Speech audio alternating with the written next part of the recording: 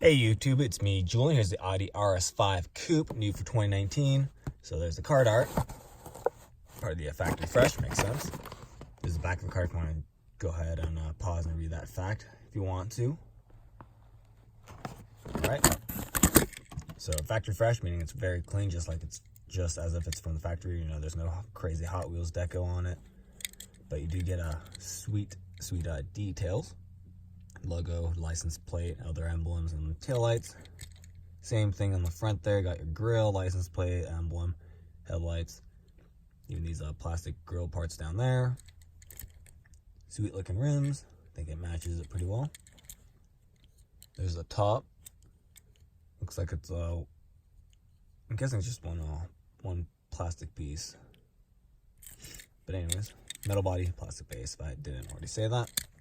Alright, so there you have it. Thanks for watching. Please check out my other videos and keep collecting.